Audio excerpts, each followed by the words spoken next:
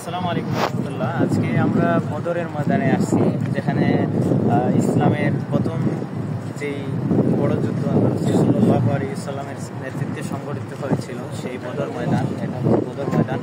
এখানে আল্লাহ রাসূল সাল্লাল্লাহু আলাইহি ওয়াসাল্লাম দ্বিতীয় হিজরির 17 রমজান বদর যুদ্ধ সংগঠিত হয়। আল্লাহ রাসূল সাল্লাল্লাহু আলাইহি ওয়াসাল্লাম মাত্র 313 জন, মতান্তরে 319 জন সাহাবায়ে কেরাম নিয়ে এখানে আসছিলেন। আর কাফির সৈন্য ছিল হাজারের অধিক কাফিরদের বিরুদ্ধে আল্লাহ রাসূল সাল্লাল্লাহু আলাইহি ওয়াসাল্লাম যুদ্ধ করে বিজয় অর্জন করেছিলেন। সেই গৌরবোজ্জ্বল ইসলামের যুদ্ধক্ষেত্র বদর ময়দান দেখলাম। এই যে একটা মসজিদ, এই মসজিদ হচ্ছে মসজিদে আয়েশা। আল্লাহ রাসূল সাল্লাল্লাহু আলাইহি ওয়াসাল্লাম সাহাবায়ে কেরামকে নিয়ে বদর প্রান্তরে পৌঁছে এখানে তাঁবু গেড়ে আল্লাহ রাসূল সাল্লাল্লাহু আলাইহি ওয়াসাল্লাম এই জায়গা থেকেই নেতৃত্ব দিয়েছিলেন। আল্লাহ রাসূল সাল্লাল্লাহু আলাইহি ওয়াসাল্লাম এখান থেকে আল্লাহ রাসূল সাল্লাল্লাহু আলাইহি ওয়াসাল্লাম আল্লাহ পাকের কাছে, এই মসজিদ আয়েশা থেকে আল্লাহ পাকের কাছে সাহায্য চেয়েছিলেন।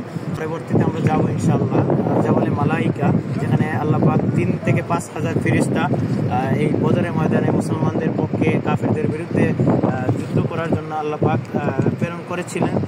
এই বদর যুদ্ধে মুসলমানরা অত্যন্ত গৌরবোজ্জ্বল একটা বিজয় অর্জন করেছিল, যে যুদ্ধে কাফিরদের সর্দার আবু জাহেল, উতবা, শয়বা সহ প্রায় 70 জন কাফির ইন্তেকাল করেছিল। তাদের কবর এই যে এখানে একটা কূপ ছিল, সেই কূপে তাদের লাশগুলো গাড়া হয়।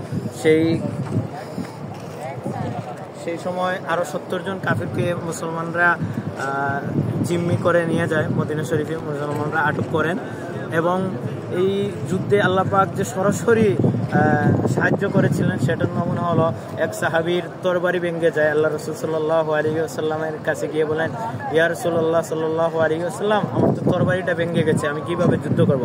আল্লাহ রাসূল সাল্লাল্লাহু আলাইহি ওয়াসাল্লাম একটি কাঠের টুকরা দিয়েছিলেন ওই সাহাবীর হাতে।